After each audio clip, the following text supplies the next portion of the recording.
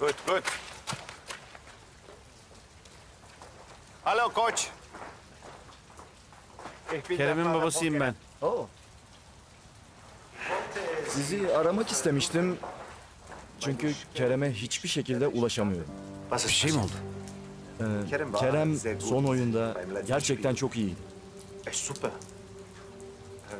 Mutlu oldum. Devam etsin. Diğer antrenörler ve yöneticilerle de görüştük ve iyi bir transfer ücreti karşılığında hemen takımda başlasın istiyoruz. Ya. Bu çok güzel ama Kerem şu an tatilde. Onu arayacağım ben. Ama transferi nasıl yaparız bilmiyorum. Aslında Kerem'in bonservisi bizde. Ama kesinlikle başka takıma gitsin istemiyoruz. Kerem reşit değil. Sorun bu. Siz bana ödemeyi yapın, Kerem sizindir. O zaman gelin detayları ofisimde inceleyelim. Okay. Buyurun. Okay.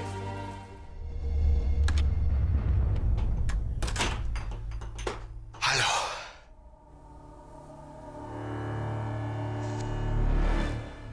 Hey Yildirim, wie kommst du zu Hause? Ich sehe, Sie sind alleine gekommen. Wo ist denn Ihr Sohnemann?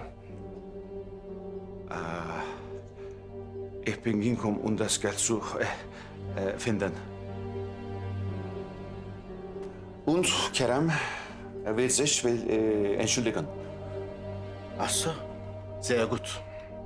Und wo ist das Geld?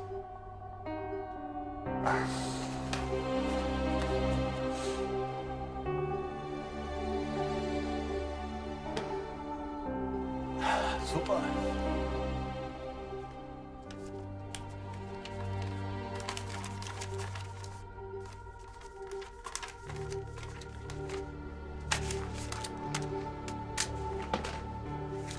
Hier fehlt aber was, junger Mann. Ich habe Söhne wie. Aber Sie bekommen Ihr Geld. Und wann? In Kusa. Am Morgen. Gut. Wenn du schon heute so viel zusammen bekommen hast, dann schaust du auf den Rest bis morgen. Okay.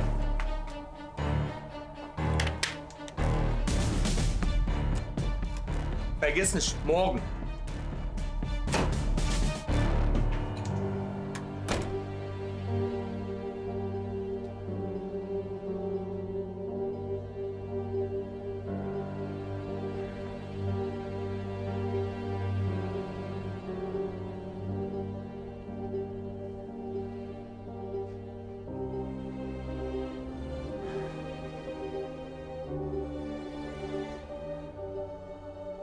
Ne işler açtın başıma ya?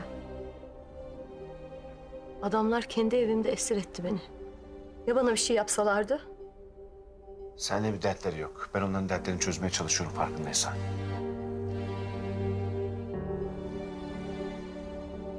Parayı nereden buldun?